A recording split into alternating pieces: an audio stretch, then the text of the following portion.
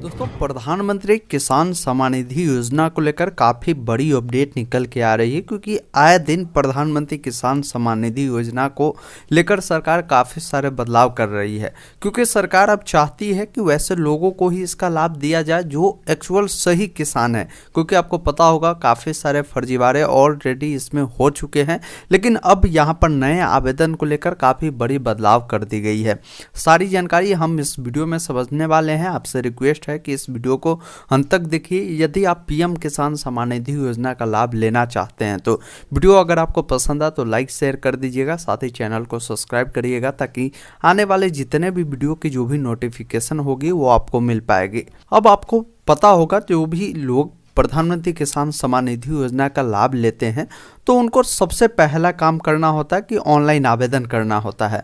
Online आवेदन करने के बाद उनका जो वेरिफिकेशन है पहले जो होता है वो राजस्व स्तर से, यानी आपके जो पंचायत स्तर से होता है। फिर पंचायत स्तर से जब आपका फॉर्म को वेरीफाई किया जाता है तब जिला स्तर पर भेजा जाता है। जिला स्तर पर जब वेरीफाई होता है तो आपका मुख्यालय स्तर पर भेजा जाता है, और यहाँ से जब पास हो जाता है तो फिर आपका जो पैसा है ये 2000 करके जो 6000 रुपया साल में दी जाती है वो मिलना शुरू हो जाता है।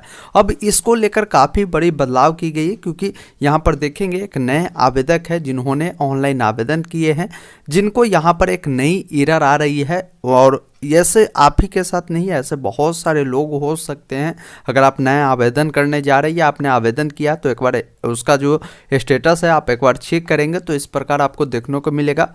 आपका आवेदन अपर समाहर्ता यानी राजस्व स्तर से मुख्यालय स्तर पर अग्रेसित की जाती है। इसका मतलब है कि जब आपका फर्स्ट स्टेप, जब आपका वेरिफिकेशन हो जाता है, जैसे आपका पंचायत से होता है, फिर ब्लॉक से होता है, फिर जिला से हो जाता है, फिर आपका मुख्यालय स्तर पर जब भेज दी जाती है, उस केस में यहाँ पर अब क्या हो रहा है कि जब मुख्यालय स्तर पर फॉर्म जा रही है तो वहाँ जो भी सरकार की जो भी टीम बैठी हुई है वो टीम अब क्या करती है कि जो ज़मीन आपने डिटेल डाला है वो डिटेल में अब मेन चीज़ मिलान होती है कि वो ज़मीन एक्चुअल में सही है या नहीं। क्योंकि काफ़ी सारे अधिकारी ऐसे हैं अभी प्रखंड में, ज़िले में, जो पैसा लेकर काम करते हैं। आप पैसा दीजिएगा, आपका अप्रूवल आज आवेदन करिए और आज ही अप्रूवल मिलता है। उस चीज़ों को रोकने के लिए अब क्या करती है कि जो ज़मीन आपने अपलोड किया उसका दाखिल खारिज का जो डेट है वो किस डेट को दाखिल खारिज हुई है वो आप देखा जाता है जब मुख्यालय स्तर पे फॉर्म जाता है। तो ये डिटेल जैसे ही वहाँ पे मिल जाता तो एक्चुअल पता चलता है कि ये ज़मीन किनके नाम से है,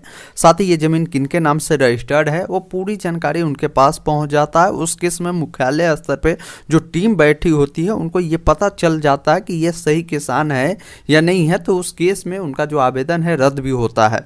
तो यहाँ पर वही आप बदलाव की गई कि इससे पहले जितने भी लोग आवेदन जब करते थे तो दाखिल खारिज की तिथि उसमें डालना अनिवार्य नहीं था, लेकिन अब नए नियम के अनुसार दाखिल खारिज का जो तिथि है वो डालना अनिवार्य है। बिना इसके जो है आगे की काम नहीं होगी। तो उस केस में आपको घबराना नहीं है। आप अगर सही किसान है, आपका ज़मीन सही में जिस भी डेट को रजिस्टर्ड हुआ है तो वो सारी डिटेल, ये जो काम होता है राजस्व अधिकारी जो होते हैं जो कि अंचल में बैठते हैं, ये जो प्रखंड विकास पदाधिकारी जो कि अंचलाधिकारी होते हैं और राजस्व अधिकारी को ये फॉर्म को पुनः सौंपित किया जाता है कि आप इन ज़मीन का एक बार आप दाखिल खारिज जब भी हुआ है उसका डिटेल आप फिर से वहाँ पे डालें और फिर से इसको जो है आप सबमिट करें ताकि इनका वेरिफिकेशन हो पाए। वेरिफिकेशन होने के बाद ये अगर सही पाए जाते तो इनका पैसा उनके खाते में उपलब्ध कराया जाए।